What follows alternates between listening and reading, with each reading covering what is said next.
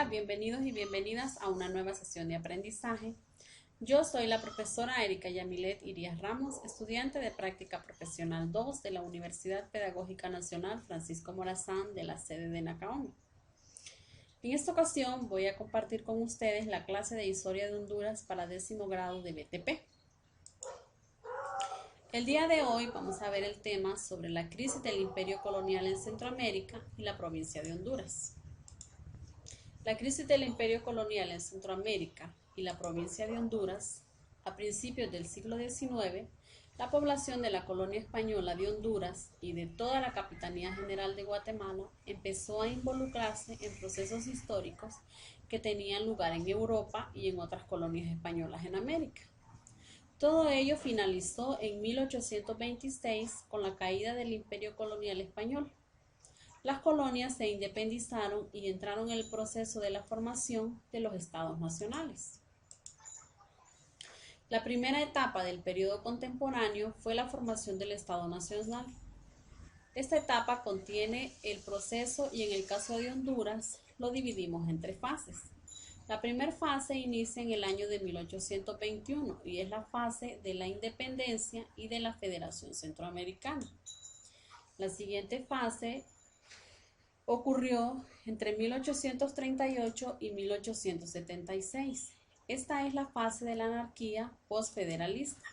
La tercera fase se dio entre los años de 1876 a 1903 y es la fase de la reforma liberal. Vamos a hablar de lo que es la fase 1, donde está la independencia y la formación del Estado Nacional. La independencia se acogió a 3 declaraciones de independencia. La primera fue el 15 de septiembre de 1821 de España. La siguiente, el 1 de julio de 1823 de México. La tercera fue el 28 de octubre de 1838 de la Federación Centroamericana. Los factores internos de la independencia fueron el descontento de los criollos ante las limitaciones de sus derechos económicos y políticos, el temor de las élites conservadoras integradas por peninsulares, algunos criollos y clérigos de que surgiera una guerra de independencia y fuesen despojados del poder como estaba ocurriendo en América del Sur. Los factores externos fueron las guerras napoleónicas entre 1800 y 1815. Estas guerras contribuyeron al desarrollo del capitalismo en Francia y al requebrajamiento de las relaciones feudales en Europa. La guerra de independencia en España, la revolución liberal en España, la proclamación del Plan de Iguala y el avance de los ejércitos insurgentes en América. La anexión de Centroamérica a México. Proclamada la independencia el 15 de septiembre de 1821, su falta de unidad, la insuficiencia económica y las grandes diferencias entre las clases sociales de la época hicieron que fácilmente cayeran bajo el dominio del emperador de México, Agustín de Iturbide I, al cual se anexó América Central el día 5 de enero de 1822, cuando la Junta Consultiva de Guatemala, por temor a los ejércitos mexicanos, efectuó dicha unión. La anexión trajo como funestas consecuencias la destrucción de la economía, pues todos los metales preciosos fueron llevados a México. Se sembró el odio fraterno entre algunas de las provincias y Guatemala perdió el departamento de Chiapas, que ahora es un rico estado petrolero de México.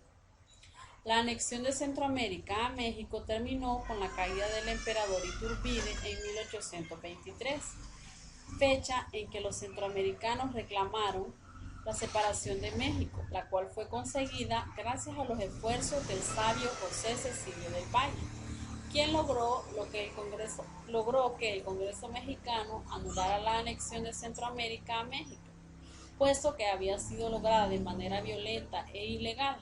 Concluida la anexión, se convocó al primer Congreso Centroamericano, que se llamó Asamblea Nacional Constituyente, que se reunió el 24 de junio de 1823. El desenlace histórico en Centroamérica fue el siguiente.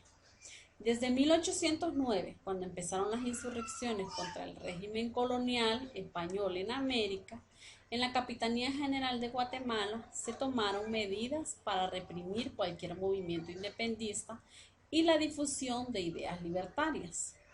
Pero a mediados de 1821 la situación en España y el avance de las fuerzas patrióticas en otras partes del imperio, la proclamación del Plan de Iguala motivaron a la oligarquía comercial guatemalteca y a las autoridades coloniales, a las eclesiásticas, a proclamar ellos mismos la independencia antes de que lo hiciese el pueblo mismo. Las características de la independencia en Centroamérica fueron las siguientes. Fue un acontecimiento pacífico provocado fundamentalmente por factores externos. Fue una independencia formal proclamada por los mismos sectores colonialistas para mantenerse en el poder sin un programa político económico alternativo.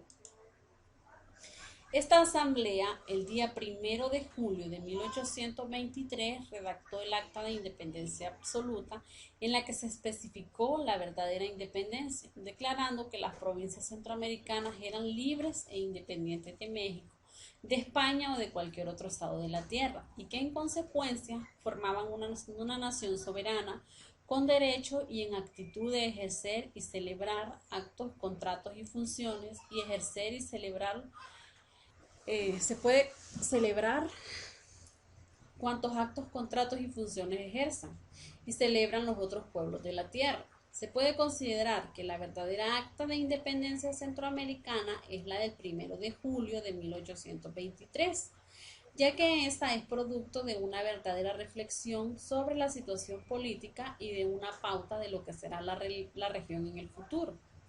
El Acta de la Independencia Absoluta sentó además las bases de la Federación Centroamericana al especificar la creación de las Provincias Unidas de Centroamérica. Luego se dio lo que fue la Federación Centroamericana. Vamos a definir en qué consiste la federación. ¿Qué fue la federación? La federación fue una agrupación de estados con objetivos comunes y gobierno integrado y autonomía relativa de los integrantes de la misma.